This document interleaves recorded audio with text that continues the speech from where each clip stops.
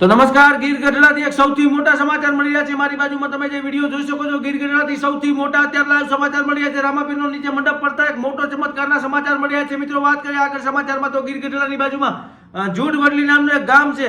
ત્યાં ગત આજે 9 તારીખ છે, 7 તારીખના રોજ મંડપ કરવામાં આવ્યો હતો રામાપીરનો. જ્યારે આ રામાપીરના મંડપની અંદર 7 તારીખે મોટા ચમત્કારના સમાચાર પ્રાપ્ત થઈ રહ્યા છે. રામાપીર સાક્ષાત પ્રગટ થયા એમ પણ કહી શકીએ આપણે. કેમ તો કે ભાઈ, રામાપીરના મંડપની અંદર ક્યારે તમે એવું સાંભળ્યું નહીં હોય કે રામાપીરનો મંડપ નીચે પડી જાય. આવી ઘટના ખૂબ ઓછી જોવા મળે, પરંતુ રામાપીરનો મંડપ નીચે પડી ગયો.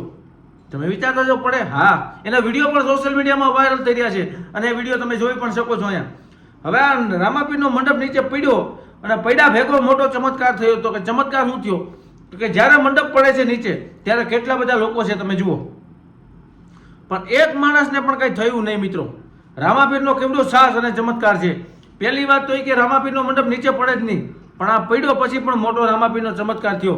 અને જ્યારે પણ જે ગામમાં રામાપીરનો જ્યારે મંડપ ઊભો થતો હોય ત્યારે 18 વર્ણના લોકો ભેગા થાય છે અને ખારવા સમાજના લોકો એને ઊભો કરવામાં ખાસ મદદરૂપ બનતા હોય છે. અને જ્યારે 18 વર્ણના લોકો ભેગા થાય ત્યાર પછી કાળી ચકલી આવે ને કાળી ચકલી જ્યારે એના ઉપર બેસે ત્યાર પછી રામાપીરનો મંડપ ઊભો થાય છે. પરંતુ ઊભો થાય એ પહેલાં તો નીચે પડ્યો, પણ કોઈ માણસને જાનહાનિ ન થઈ. એવી જગ્યાએ પડ્યો કે કોઈને લાગ્યું જ નહીં. તો પ્રેમથી બોલો જય રામાપીર અને વિડીયોને શેર કરજો. આનાથી મોટો ચમત્કાર બીજો દુનિયામાં કોઈ ન હોય. જય રામદેવ પીર, જય બાબારી.